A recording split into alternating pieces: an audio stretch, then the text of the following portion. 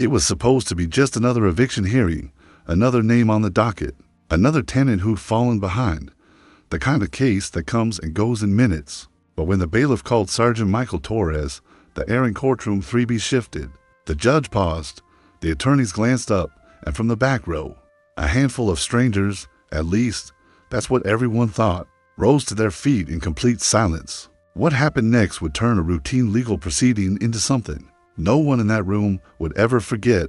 Michael Torres was a decorated Marine veteran, wounded in Afghanistan, living with injuries that didn't just fade with time. His rent was overdue, his VA benefits delayed, and eviction papers were already taped to his door. On paper, his chances looked slim, but paper couldn't tell the whole story, because in that courtroom were men and women who had once trusted him with their lives, and they hadn't come to watch him lose this battle. This is the story of what happened inside those four walls, a story about loyalty that doesn't fade, about the quiet strength of standing together, and about the moment a judge realized that some debts can't be measured in dollars by the end. You'll understand why the entire courtroom stood still, and why one man walked out not just with more time in his home, but with something even harder to find: hope. Rain stitched the morning together in thin silver lines, steady and indifferent. Michael Torres watched it crawl down the window pane of his small apartment, listened to the soft patter in the courtyard below, and told himself to stand up. Discipline first. Everything else followed. He sat on the edge of the bed and laced his boots with the old muscle memory of a Marine who had tied them in the dark, half asleep, to the drone of generators on a forward operating base. The leather was cracked, the tread thin, but they still felt like part of him. On the dresser lay a cardboard folder, VA disability letters, medical records, bank statements, a letter explaining the benefits delay, paperwork, today's battlefield. The eviction notice was taped to his door in a rectangle of cruel certainty. 7 days. No extensions. He had read it 3 times last night, then turned the paper face down like it might stop being true. The metal brace hugged his left shin beneath his jeans, a quiet weight against the ache that never fully left after the blast. He palmed the faded tattoo on his forearm, eagle, globe, and anchor, and breathed in slow. Service, honor, duty, words that still meant something, even when the rent didn't care. He zipped his jacket, slung the folder under his arm, and stepped into the hallway. The building smelled like wet carpet and last night's cooking. On the second-floor landing, Mrs. Patel from the B paused with her grocery cart. "Morning, Mr. Torres." Her voice carried that careful kindness people use with pain they couldn't fix. "Morning," he said, giving a small nod. He'd learned to take kindness without flinching. Took practice. Outside, the city moved in its rain-slowed rhythm, bus brakes sighing, umbrellas bobbing, coffee steam curling up into gray air. Michael walked to the stop with a measured pace, not because he wanted to be careful, but because he had learned to be. The limp wasn't dramatic, it was simply there, part of the geometry of his stride. A teenager glanced down at the braced outline beneath his jeans, then away. Embarrassed by curiosity, Michael pretended not to notice. On the bus, he chose a seat near the back and held the folder tight against his chest. Habit, again. Keep your kid close. Through the fogged window, he watched the city smeared by in strokes of concrete and neon. He caught his reflection, older around the eyes than 38 should look. A jawline that had learned to clench without him asking it to. Sleep had come in pieces lately, stitched together between memories that arrived uninvited. The courthouse rose out of the rain like a gray ship, stone columns streaked darker by the weather. A flag hung heavy at half-mast for someone whose name he didn't know. Inside, the air carried the familiar blend of polished paper and a faint metallic note. From the security arch, he placed the folder on the tray, lifted both arms, felt the scanner taste the pins and plates in his leg. The guard glanced at the uni patches sewn onto his duffel and gave him that small, wordless nod veterans trade like a coin that never loses. "Value, semper fi?" the guard asked, barely above a whisper. Still, Michael said. There was no other answer. Courtroom 3 bytes was smaller than he expected. Rows of wooden benches polished by nervous hands, the judge's bench elevated beneath, the state seal, the hum of fluorescent lights. He spotted his attorney at the defense table, Rachel Nguyen, mid-30s, hair in a no-nonsense bun, blazer a shade of navy that read as professional even under bad lighting. She rose and shook his hand with steady pressure, like she meant. "Thanks for coming early," she said, We'll keep it focused. Benefits disruption. Medical limitations.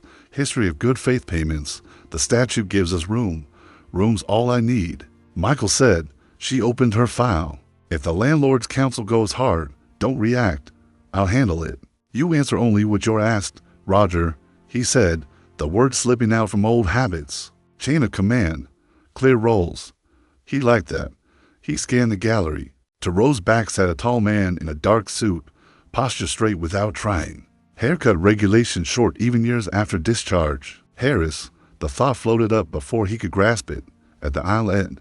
A heavier man with a worn leather jacket worked his hands, as if they missed holding something, a wrench, a rifle, a life. Ellis, farther down, a woman with dark hair, pulled into a precise bun, rested a headset around her neck. Her gaze was steady in the way of someone who had looked at worst-case scenarios and refused to blink. Price, names dropped into place like round seating cleanly in a magazine. They hadn't spoken in years. He hadn't told them he was facing eviction, yet here they were, in a room he'd hoped to walk into alone, because alone was easier than explaining anything. All rise, the bailiff called, voice carrying the practiced authority of routine. The judge entered, 60s, silver hair gathered back, eyes that looked at people the way a field grade looks at a map, not just seeing lines or reading terrain. Everyone sat when she did. This is Landlord v. Michael Torres, she said. Counsel, appearances for the record? Her voice was clean, each syllable crisp as if it had been polished on the way out. The landlord's attorney spoke first, listing dates and amounts in a tone that made suffering sound like arithmetic. Missed payment for June, partial for July, notice served, response filed. He was efficient, a man who measured days in billable increments. Rachel rose and laid the context down with quiet discipline. The benefits delay, the appeal pending, the doctor's letter, the budget line where money ran out and the calendar didn't care. She didn't plead. She stated. It mattered as the attorneys traded law. Michael's mind blurred, then sharpened in a way he recognized. From deployments, the world narrowing to what mattered most. Helmand Province rolled in like a dust storm, Rube Cobra. The road that looked harmless until it didn't. The squad moved its staggered file. Somewhere, a dog barked. Somewhere, a door creaked. The air carried that hot metal smell that meant an engine had been running along. He could feel the webbing bite his shoulders, the helmet's weight, the radio's chatter, call signs and fragments. Viper, this is Badger. Set at Overwatch, copy, contact. The blast didn't announce itself. It simply existed, and then everything else had to adjust. The third Humvee lifted, slammed, spun the afternoon into shrapnel and smoke. Michael hit the ground hard enough to forget his name for a heartbeat. Training took the next one. He saw Ellis frozen, behind a tire, eyes to wide. He moved. A round hit his plate and stole his breath. He took it back and kept dragging. Harris's voice crackled commands, calm in a way that would earn respect even from fear. Price knelt in the dust with hands that never shook, working on.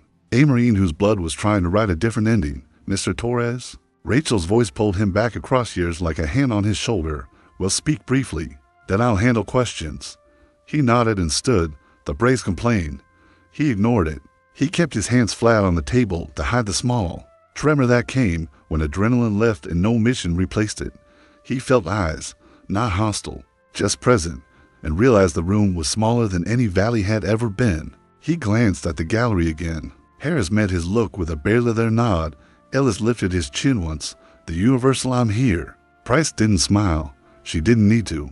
Her steady gaze said what corpsmen had said without words since long before his deployment. You're not alone in this fight. The judge shuffled a few pages, then looked up. Mr. Torres, she said, not unkindly. We'll get to the numbers. But first, I'd like to confirm your service. You are a veteran of the United States Marine Corps. Yes, Your Honor. Michael answered, voice steady. Sergeant, 2nd Battalion, 8th Marines. Something softened almost imperceptibly around her eyes. Noted for the record. Outside, rain tapped a faster rhythm against the windows, as if the day itself were impatient. Inside, the moment held its breath, a fragile pause before whatever came next. Michael squared his shoulders the way he had before stepping off, on patrol, and told himself the same thing he told his unit then, eyes up. One step at a time. We moved together. He didn't know yet why they had come. those fragments of his past in civilian clothes. He only knew the room felt different with them in it, as if the perimeter were finally secure, and when the bailiff called the next motion and the judge prepared to speak again, Michael Torres understood that whatever this day decided about rent and notices and deadlines, it would also decide something larger he hadn't dared to name. He set his jaw, breathed in, and faced forward. The mission had changed. The Marine hadn't. The judge's gavel struck once, signaling the official start. The sound carried through the small courtroom, sharp and final, like the crack of a rifle shot in a silent valley. The landlord's attorney spoke first, and his voice was the legal equivalent of automatic fire, fast, clipped, and personal. He listed dates, missed payments, letters sent and ignored. To him, this was just another file in a stack. To Michael, it was his life's perimeter being breached. Rachel stood when it was her turn. She didn't raise her voice, but she didn't need to. Your Honor, my client is a decorated veteran of the United States Marine Corps. He is recovering from combat injuries sustained during his deployment in Helmand Province, Afghanistan. He has been unable to meet full rent due to a documented delay in VA benefits. This is not willful negligence. It is the product of bureaucratic delay. We are asking for time. Time to let the benefits catch up. Time for him to hold on to the only stable housing he has. The judge listened without interrupting. She made no notes, her eyes fixed on Rachel, absorbing every word. Michael sat still, his hands folded on the table, but his gaze kept flicking to the gallery where Harris, Ellis, and Price sat. Seeing them here felt like spotting friendly units. Through the fog of battle, unexpected, reassuring, but also raising the question, what are they planning? The bailiff called the first witness, Harris. He walked to the stand with the same measured pace he had on patrols, back straight, eyes forward. Once sworn in, Rachel approached. State your name and your relationship to the defendant. First Lieutenant James Harris, United States Marine Corps, retired. I served as Michael Torres' commanding officer in Afghanistan during his second deployment. And how would you describe Sergeant Torres' service? Harris looked directly at the judge, steadfast, dependable, the kind of Marine you want on your flank when things get bad. I watched him pull the wounded Marines out of a kill zone under fire. He never left anyone behind. The landlord's attorney rose for cross-examination. Lieutenant Harris, with respect, we're not here to talk about Afghanistan. We're here to discuss unpaid rent. Harris didn't flinch. Service matters. Character matters. If Sergeant Torres says his benefits were delayed, that's the truth. He's not the kind of man who lies to keep something he hasn't earned. The judge's gaze shifted to Michael for a brief second before she nodded for Harris to step down. Next came Ellis. His gait was slower, his bulk filling the small witness box. His voice was rough around the edges, like gravel under boots. Corporal David Ellis, USMC, retired, served with Torres and Helmand. He covered me more than once when I got pinned down, saved my skin, and I've been in his shoes. Benefits delayed, rent due. I made it because someone stood up for me. I'm here to do the same for him. The landlord's attorney didn't even bother with the cross this time. Finally, Price, she sat in the box with her hands folded neatly, the faintest hint of a smile tugging at her mouth. Petty Officer Second Class Rebecca Price, United States Navy Corpsman, retired. I treated Sergeant Torres after he was injured in an IED blast. I've seen the long-term effects up close, the physical and the invisible. This eviction, it's not just losing an apartment. It's destabilizing a recovery that took years to build. That's a setback veterans can't afford. When she stepped down, the room felt different. The tension hadn't lifted, but it had shifted from cold formality to something warmer, more human. Even the court reporter paused a beat longer than necessary before resuming her typing. Rachel placed her hands on the defense table and spoke directly to the judge. Your Honor, this is not about special treatment. This is about fair treatment. Sergeant Torres is fighting to stay on his feet in civilian life, the way he fought to stay alive in combat. All we're asking is for the court to give him a chance to win this battle. The judge leaned back in her chair, silent for a long moment. Michael could feel the old tension in his shoulders, the same coiled readiness he used to carry in the seconds before a breach order. She finally spoke. Mr. Torres, you've heard the statements. Is there anything you wish to say before I make my decision? Michael stood, the brace on his leg whispering against his jeans. He looked at the judge, then at Harris, Ellis, and Price. Yes, Your Honor, I'm not here to ask for pity. I know what I owe. I'm here because life threw me a delay I couldn't counter. And I'm asking for the same thing I gave my country and my unit. Time. Time to hold my ground. The words hung in the air, simple and unpolished, but they carried the weight of truth. The judge didn't answer right away. She simply nodded once, eyes unreadable. I'll render my decision shortly. As the court went into a brief recess, Michael turned slightly toward the gallery. Harris gave him that small, wordless nod again. Ellis mouthed, "We've got you." Price's eyes held his for a moment, and in them he saw the same steady assurance she had given him years ago under a hot Afghan sun. And for the first time since the eviction notice appeared, Michael felt the faintest stirrings of something he hadn't let himself feel in weeks. Hope the recess lasted 10 minutes. But for Michael, it felt like standing in the dust between firefights, waiting for the next order. Knowing it could change everything. He sat at the defense table, elbows resting on the worn wood, eyes fixed on the muted glow of the courtroom's overhead lights. Rachel leaned toward him. "They've heard enough to see you as more than a file number. That's good. Now we just have to close strong."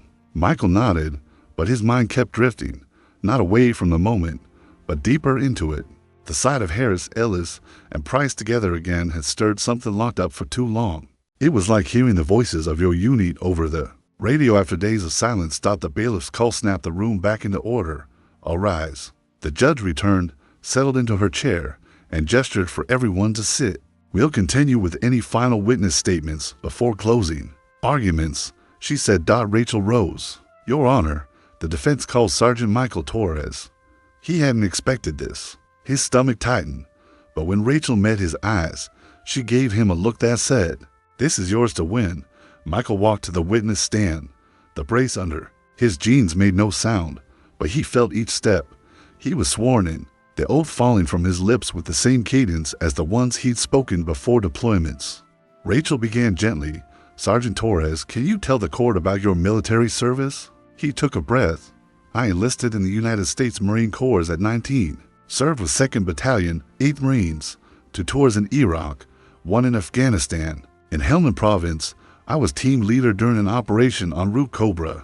We were moving in convoy when the 3rd Humvee hit an IED. We took fire immediately after. I was injured in the blast, but managed to pull 2 Marines out before Doc Price could get to us. That's how I ended up with this brace and a few souvenirs I didn't ask for." Rachel nodded. "And after you left the service?" "I tried to transition, work security, some warehouse jobs, but certain injuries, they don't go away. Eventually, I had to rely on VA disability and part-time work I could handle physically. It's been enough to get by until this delay in benefits hit." She let the silence sit for a beat before asking, "What would eviction mean for you now?" Michael's gaze shifted to the judge. "It's not just about losing a place to live. Stability is everything when you're rebuilding your life. You take that away, and the rest starts falling apart fast. I've seen guys spiral from less." Rachel gave a slight nod and turned back to the judge. No further questions. The landlord's attorney approached, legal pad in hand. "Sergeant Torres, you're saying you've paid rent consistently until recently?" "Yes, and you've sought assistance before now." "I have. But processes take time, and time's what I ran out of." The attorney pressed. "So, in essence, you want the court to make an exception for you because you served in the military?" Michael's eyes didn't waver. "No, I want the court to apply the same principle I lived by overseas. You don't leave people behind when they're still in the fight." The attorney hesitated, then stepped back. No further questions. Michael returned to the table, the weight of the room settling around him again. Rachel's closing was precise. "Your Honor, the law allows for consideration of hardship. My client has demonstrated his service, his effort, and his integrity. This is not a man avoiding responsibility. This is a man asking for the chance to fulfill it. We're asking for a stay of eviction to allow his benefits to resume." The landlord's attorney kept his closing brief, almost perfunctory. His strongest points had already been blunted. The judge leaned back, fingers steepled, eyes scanning the room. "Before I make my ruling," she said, "there's something I want to note. This court has seen many cases where tenants avoid accountability. This is not one of them. Sergeant Torres, your service record is commendable, but what stands out more today is the testimony of those who served alongside you. That kind of loyalty is not given lightly." She paused, letting the weight of her words fill the air. I'll deliver my decision after reviewing the case file one final time. Court is in recess until tomorrow morning. A collective exhale moved through the room. As people began to stand, Michael turned toward the gallery. Harris, Ellis, and Price moved down the aisle to meet him. Harris was first. "You look like hell, Sarge. Appreciate that," Michael said, a faint smile tugging at his mouth. Ellis gripped his shoulder. "You should have called us. You think we let our own fight battles alone?" Michael shook his head. Didn't want to drag anyone in. Price's voice was calm, but her eyes were steady. "Too late for that. You're dragged in whether you like it or not." For a moment, Michael didn't know what to say. Then, quietly, "Thanks." They walked together toward the courthouse doors, the rain outside lighter now, almost hesitant. It wasn't over. Tomorrow would decide everything. But for the first time in weeks, Michael felt like part of a unit again, and that was worth more than any ruling on paper. The next morning, the rain had stopped, leaving the streets washed clean but cold.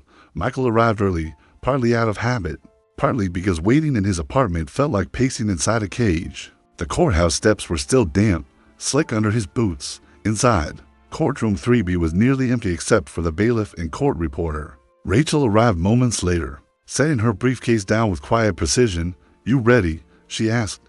"Been ready since yesterday," Michael said, though the truth was a tight knot in his stomach. By the time the judge entered, the room had filled. Harris, Ellis, and Price sat in the same row as before, joined now by two more faces Michael recognized from the course, Sergeant Miller and Lance Corporal Vega. Seeing them was like spotting reinforcements arriving just when the line looked thin. "All rise," the bailiff called. The judge took her seat, glanced briefly at the gallery, then at the papers before her. "This court reconvenes in the matter of landlord versus Michael Torres. I have reviewed all evidence and testimony presented. I will now deliver my ruling." Michael sat still, shoulders squared, hands resting on the table. "Mr. Torres," the judge began, "the law is clear on matters of unpaid rent. However, the law also provides this court discretion when determining remedies in cases of demonstrated hardship. Your circumstances, the delay in benefits, your documented injuries, and your consistent prior payment history warrant such consideration." She looked up, her eyes holding his. "I am granting a 90-day stay of eviction. During this period, you will retain possession of your apartment. Additionally, I am ordering the immediate referral of your case to the county's Veteran Housing Assistance Program to ensure continuity of support." Michael felt the air in his lungs shift, as if he'd been holding it for weeks without realizing. 90 days. It wasn't a permanent solution, but it was enough to regroup, to plan, to fight another day. The landlord's attorney rose. "Your Honor," the judge raised her hand, stopping him. "The matter is decided. This court recognizes not only the service rendered by Sergeant Torres, but the importance of ensuring he is given the chance to fulfill his obligations without the destabilization of homelessness. That is the judgment of this court." The gavel struck once, firm and final. There was a stillness that followed, not silence exactly, but a pause, as though the room acknowledged the weight of what had just happened. Then Harris stood, Ellis right behind him, and Price followed. One by one, the others in the gallery rose too. Michael turned in his seat and saw every one of them standing. No one spoke. No one needed to. Rachel leaned toward him. That doesn't happen often. As the judge exited, the quiet broke into movement. Harris was the first to reach him. "You've still got a unit, Sarge. Doesn't matter how long it's been." Ellis clapped him on the back with a grin. "Guess we're your rapid response team now." Price's smile was small, but real. "Let's just say we didn't come here to watch you pack boxes." Michael shook his head slowly. "I don't know what to say." Harris's voice softened. "You don't need to. Just take the time you've been given and use it. You earned that much 100 times over." Outside, the day was brighter than yesterday, the clouds breaking just enough to let sunlight touch the courthouse steps. They walked together, a small formation of civilians, carrying the quiet discipline of those who had once moved under fire. At the bottom of the steps, Harris stopped. "We've already got a plan. Ellis and Vega will help you get in touch with the Veterans Legal Fund. Price knows someone at the housing program, and Miller, well, he's got a pickup and a weekend. If you need to move anything." Michael felt something shift deep inside, not relief exactly, but the lifting of a weight he'd been carrying alone for too long. You don't have to do this. He said. Ellis grinned. Neither did you and Hellman. But you did. The words hit harder than he expected. He nodded once. Firm. All right. Let's get to work. They walked toward the street, their boots thudding on wet pavement. And for a brief moment, Michael could almost hear the cadence of patrol steps again. The mission had changed, but the Brotherhood hadn't. The 90 days. The judge granted didn't pass quietly. Michael refused to treat them as borrowed time. Every morning began with the same discipline that had carried him through deployments. Wake up early, make the bed, coffee black, and a clear list of objectives. Harris called the next day. You're meeting me at the Veteran Center at 900. He said. It wasn't a suggestion. The center was housed in an old brick building, the kind that still smelled faintly of wood polish and history. Inside, Harris introduced him to a caseworker named Linda. She was direct, efficient, and clearly used to dealing with men who thought they could solve everything alone. Here's the deal, Sergeant Torres, she said, flipping through his file. We're expediting your benefits appeal, applying for emergency housing funds, and enrolling you in the local veteran employment program. You've got the service record. We just need to match it with the right opportunity. Michael almost protested. Jobs he could handle physically were limited. But Harris's look told him to shut up and listen. The next week, Ellis showed up with Vega to help him clear out the clutter in his apartment. Lighten the load, Ellis said, tossing a box of old, broken electronics into a pile for donation. Easier to move, easier to think. It wasn't just about moving things. It was about clearing space in his head. Price visited on the third weekend. She brought groceries, the kind of practical supplies that kept a man from living on instant noodles. Over coffee, she leaned back in her chair and studied him. You're walking better, she said. Been pushing it. He replied. Good. Just don't push past the point where it sets you back. Recovery is not a straight line, Torres. You know that. He did know, but hearing it from her still mattered. By the end of the first month, Linda's work at the Veteran Center started to show results. His VA benefits appeal moved forward, and the emergency housing grant covered his rent for the remaining 60 days. The weight of uncertainty eased, replaced by something he hadn't felt since before the eviction notice, momentum. Still, the nights were harder. Quiet hours had a way of inviting memories. The blast on Rue Cobra, the faces of men he'd served with who didn't come home, the long, slow days of rehab when the goal was simply to stand without pain. One night, Michael found himself sitting at his kitchen table with his old service medals laid out in front of him. Not polished, not displayed, just there, like artifacts from another life. He turned one over in his hand, feeling the engraved letters beneath his thumb. The next morning, he made a decision. He walked into the Veteran Center and told Linda he wanted to volunteer, not ready to work full-time. He said, but I can help. I've been where some of these guys are. I know the ground they're standing on. Linda didn't hesitate. You start Monday. The work wasn't glamorous, helping other vets fill out paperwork, sitting with them during difficult appointments, sometimes just listening. But it was steady, meaningful. One afternoon, he sat across from a young Army vet named Kyle, barely 24, facing his own eviction. Michael guided him through the assistance application, step by step. Kyle's hand shook as he signed the final page. You ever get through something like this? Kyle asked. Michael thought about the courtroom, the gavel, the sight of Harris, Ellis, and Price standing in silence. Yeah, he said, but I didn't do it alone. By the second month, Michael's routine was full. Mornings at the center, afternoons handling his own recovery, evenings spent with a small circle of friends who'd rallied around him. Harris still checked in, Ellis still cracked the same bad jokes. Price still had that steady way of keeping him honest about his limits. When the 90 days were nearly up, Michael got the call from Linda. His VA benefits had been approved in full, back pay included. The relief was quiet but deep, like finally exhaling after holding your breath along. That evening, Harris invited everyone to a small diner they used to visit after drills years ago. They crowded into a booth, the air thick with the smell of coffee and fried food. All right, Ellis said, raising his mug, to the sergeant, who can finally pay his rent without a courtroom involved. Michael shook his head, smiling. To the unit, because without you, I'd be sleeping in my truck right now. They clinked mugs, the sound sharp and warm at the same time. Later, as he walked back to his apartment, the city lights reflecting off wet pavement. Michael thought about what the last 3 months had taught him. That survival wasn't just about grit. It was about letting people in when the fight got too heavy. That brotherhood didn't end when the uniform came off. The eviction notice had been the start of a battle he never expected to fight.